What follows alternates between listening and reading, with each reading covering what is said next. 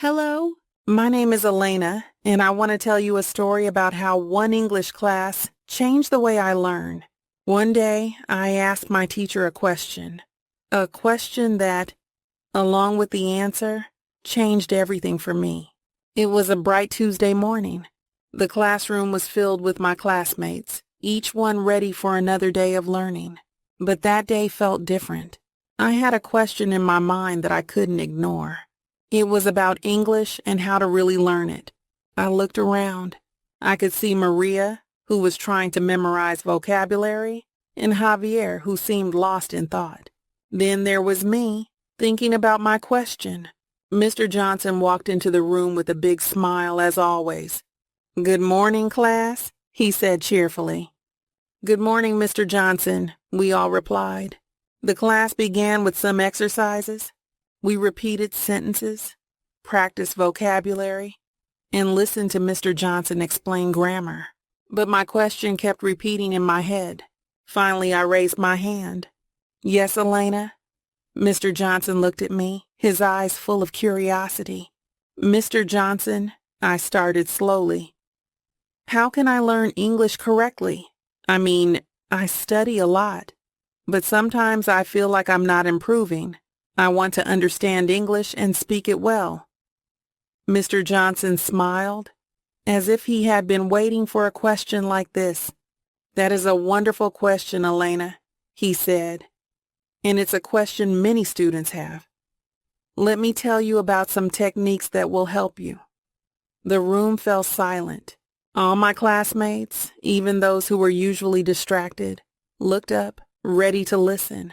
"First," he said, "is reading, but not just any reading. Reading out loud. This way, you're not just seeing the words, you're also hearing yourself. When you hear yourself speak English, it becomes more real. You get used to the sound of English in your own voice." My notebook was open, and I quickly wrote down, "Read out loud." "But don't worry if you make mistakes," he continued. "Mistakes are a natural part of learning.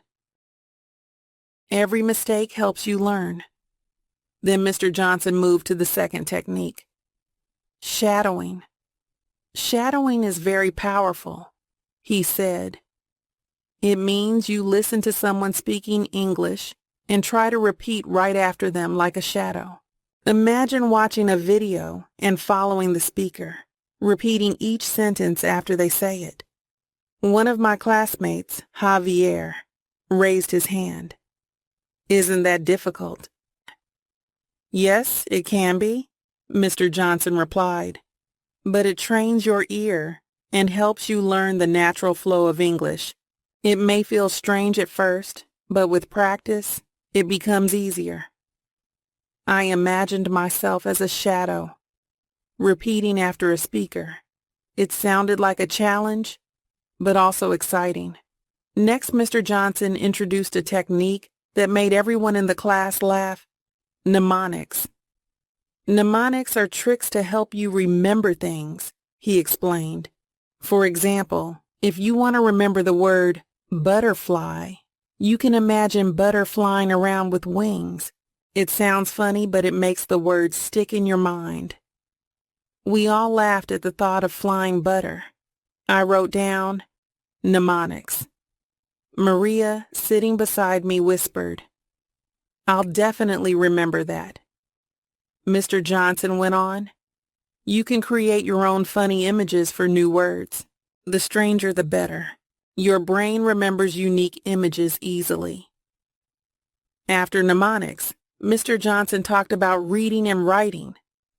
"Reading in English is important," he said, "but writing is also essential. When you read, you see how words fit together, but writing helps you remember those words and how sentences are made. Try to write in English every day. You can keep a journal or write down things you see or hear." I thought about keeping a journal in English.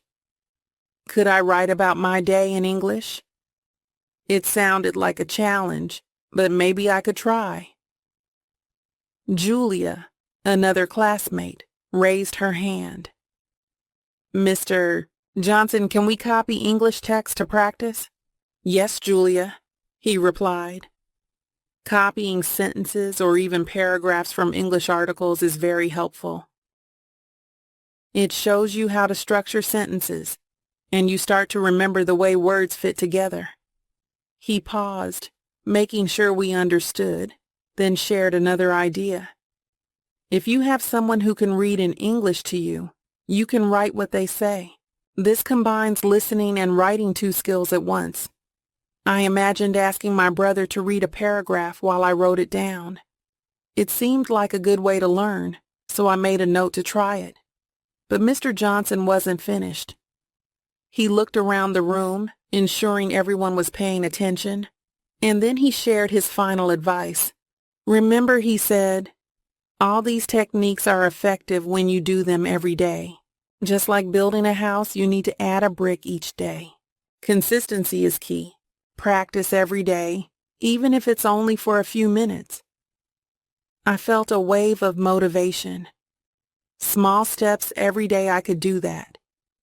After the lesson, a few classmates stayed behind to ask more questions. I stayed too, listening as Maria asked about listening to English songs. Mr. Johnson said that songs are great because they help with pronunciation and rhythm. I decided I would listen to one English song each day and try to sing along. Javier asked if we could watch English movies. Mr. Johnson said yes, but advised using subtitles in English, not our native language, and pausing to repeat the dialogues. It was all about practice, he explained. Movies, songs, books, everything in English helped. The next day I started trying these techniques. I read a small book out loud, feeling a little silly at first, but it got easier. I watched a short video, trying to shadow the speaker. It was hard, but I kept going. I wrote in my journal about my day using simple sentences. Over the next few weeks, I noticed changes. I could understand more words when I watched TV, and speaking felt less difficult. One day I even had a small conversation in English with a tourist in my town. I was nervous, but I remembered Mr. Johnson's advice. I tried. I made some mistakes, but it was okay. I was learning. One Friday after class, I thanked Mr. Johnson for his advice.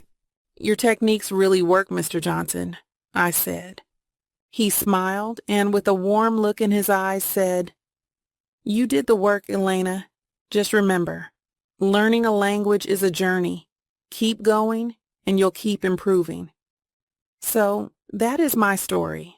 If you're learning English too, remember, every day, take small steps. Read, write, listen, and speak. And don't forget to have fun with it. English is not just a language to study, it's a door to a new world. Keep practicing and enjoy the journey.